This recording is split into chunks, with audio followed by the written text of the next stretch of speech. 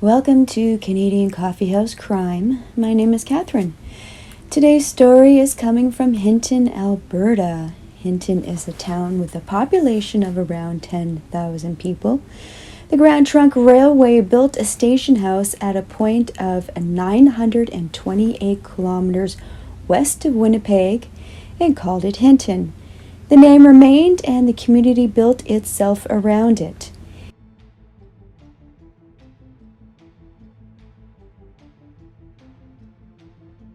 In the 1930s, a coal mine was built which boosted the population, and in the 1950s, a lumber pulp mill was built, boosting the population even more and giving the area a less than charming aroma.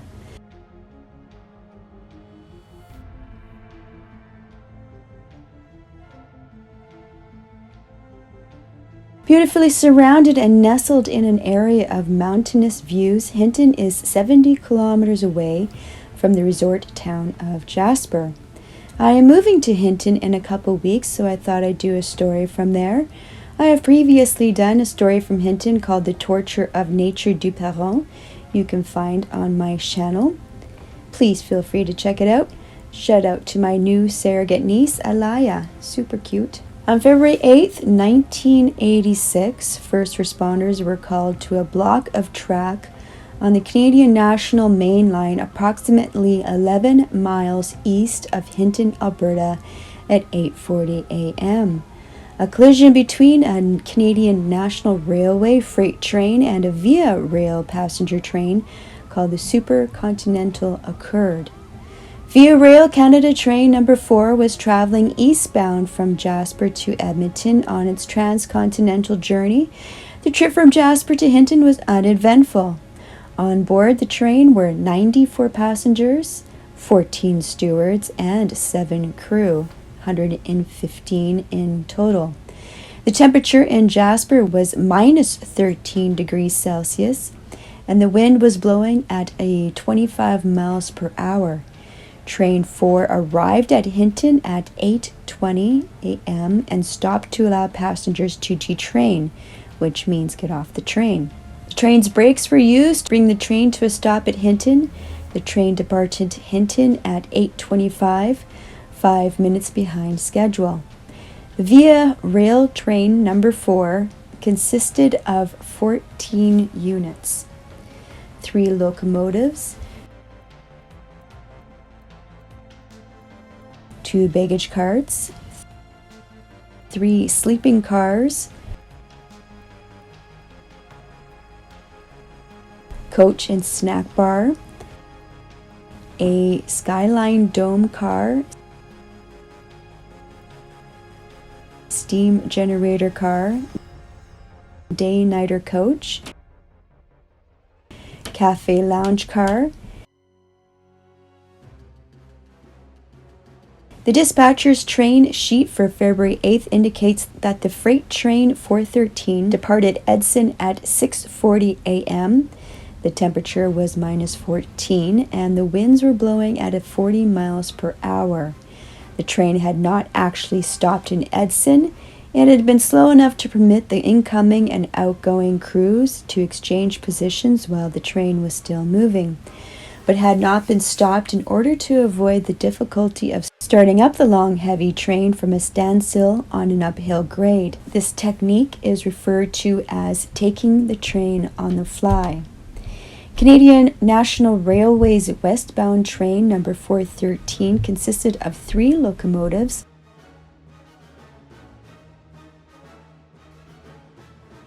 following a high-speed spreader, 41 cylindrical hoppers loaded with grain, 7 bulkhead flat cars loaded with large pipes, 45 hoppers loaded with sulfur, 20 loaded tank cars, and a caboose. A total consists of 3 locomotives and 115 cars. It was 6,124 feet long, or about 1.1 miles, and weighed 12 1,000 tons. About 24 miles from Edson, it was halted at sidings outside Medicine Lodge to allow 2 eastbound trains to pass. It departed Medicine Lodge at 8:02 a.m. and traveled 3.1 miles, reaching Hargwen at 8:40 a.m., where a section of double track started. The train dispatcher, or RTC at Edmonton, set the dual control switch so that the freight train took the north track. As the freight train reached Hargwen, engineer Hudson radioed back to conductor Smith on the caboose that the signals were green, a communication that was heard by a following freight. As it ran towards Dalehurst, there was no evidence of further communication. Dalehurst is described as a control point. This means that it is a place where trains may be stopped by ways of a traffic control system. There are accordingly signals located east of the point where the double track ends. Those signals control westbound trains on the north and south tracks and are referred to as home signals. As the via approached the start of the double track, going 49 miles per hour, the dispatcher for the CTC, or Centralized Traffic Control Center, lined the dual control switch, which means electronically turn the track at Dalehurst to the south track. This set the absolute 3-aspect signal at the Dalehurst control point on the north line, about 400 feet before the end of the double track, to an absolute stop indication of 3 steady red lights, telling the freight train not to proceed any farther so that the via could pass him. This also set the double aspect approach signal located 2.5 miles east of Dalehurst to a yellow over red, telling the freight train to reduce its speed to 30 miles per hour to prepare to stop at Dalehurst. The freight train was traveling at 59 miles per hour as it passed the approach signal, 9 miles per hour over the speed limit. No attempt was made by the crew of the freight train to slow down before or after passing the approach signal. The number 413 freight train proceeded past the Dalehurst control point. It ran through the switch and into the section of single track. At 8:40 a.m., only 18 seconds after the lead locomotive of the freight train entered the single track section, it collided head-on with the oncoming number 4 via rail train. Both lead locomotives were destroyed, killing their crews. The front cars and freight wagons derailed. The destruction and horror caused by the impact was intensified by fire fueled by the spilled locomotive diesel oil. The fire broke out almost immediately following the impact, engulfed the lead units of both trains, baggage car, and the day coach. 18 of the day coach's 36 occupants died. The contents of a grain car, which was thrown into the wreckage, also spilled into the day coach. This may possibly have saved some of the passengers' lives by smothering the fire. Miraculously, 18 occupants of the day coach managed to escape. Some did so despite having suffered serious injuries. Due to momentum, the cars on the freight train piled up on each other, resulting in a large pile of debris.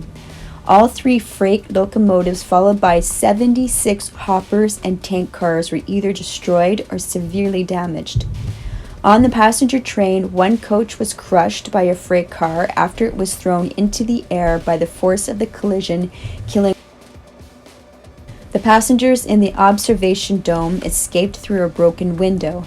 The passengers on the lower level of that car escaped through a hole on the side of the car created when one of the cars of the freight train, which had been thrown into the air, smashed into the rear of the dome car. The 2 sleeper cars immediately following the dome car, Units 6 and 7 of the train, were derailed, jackknifed into each other, and were thrown onto their sides. Some of the passengers in these cars had difficulty finding a route of escape, but eventually they did, causing injuries but no deaths. The mid-train locomotive was severely damaged. The last 3 passenger cars at the rear of the train did not derail, but there were many injuries. The diesel unit, steam generator unit, and baggage car in positions 8, 9, and 10 of the train were derailed and overturned. The baggage car only partially. The 3 passenger cars at the rear of the train, units 11, 12, and 13, did not derail. The occupants of these cars were completely thrown about by the impact, and some suffered injury. The Commission Board heard accounts of remarkable heroism exhibited by passengers and VIA personnel. The number of survivors, an amazingly high number given the extent of the damage to the train equipment, indicates that there must have been many heroic acts performed that were not brought to the Commission's attention.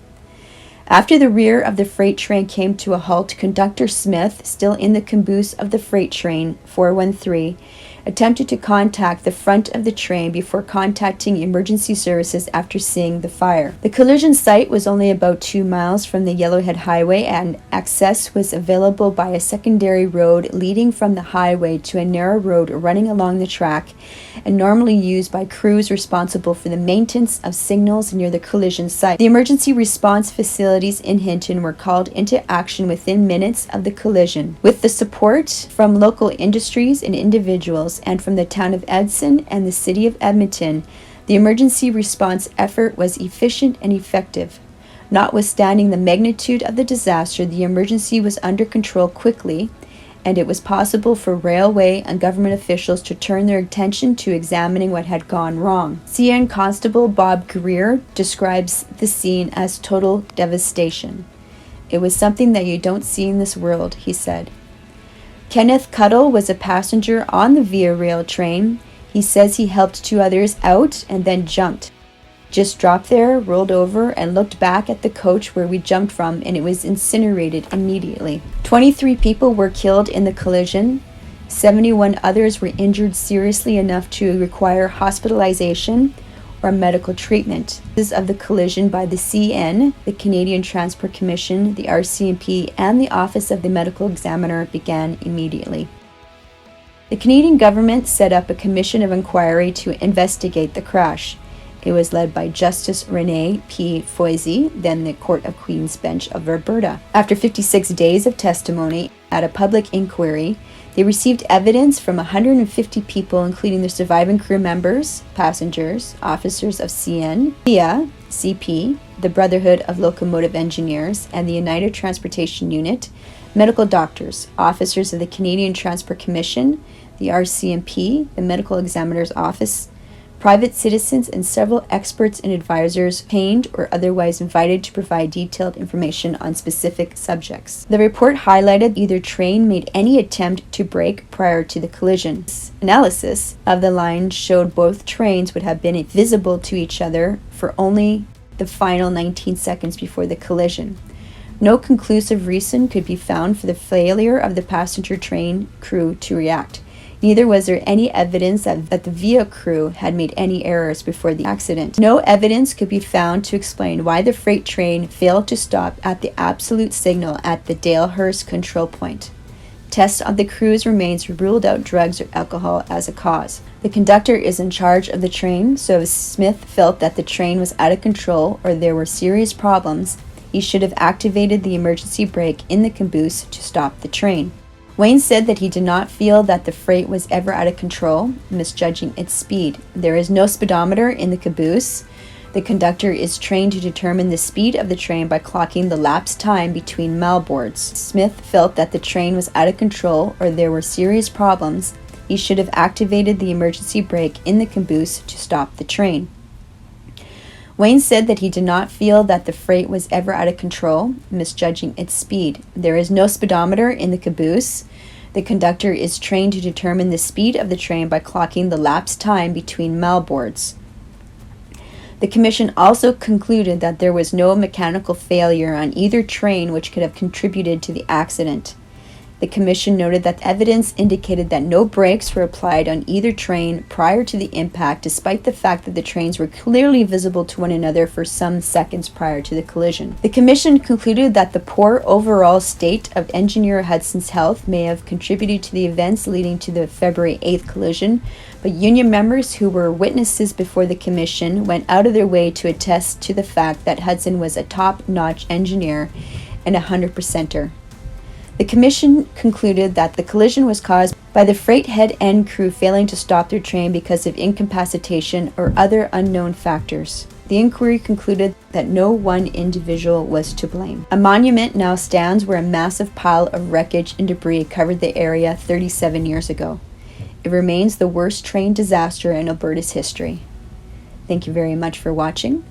My name is Catherine, and this is Canadian Coffeehouse Crime, video number 33 on August 28th, 2023. Please feel free to press the like button as it helps with my exposure, and subscribe to my channel. I try to put out a new video every week. See you in the next case. This little noise for the boys is dedicated to my classmates of CE 29 Alpha. I can't make it without you. All my love, Catherine.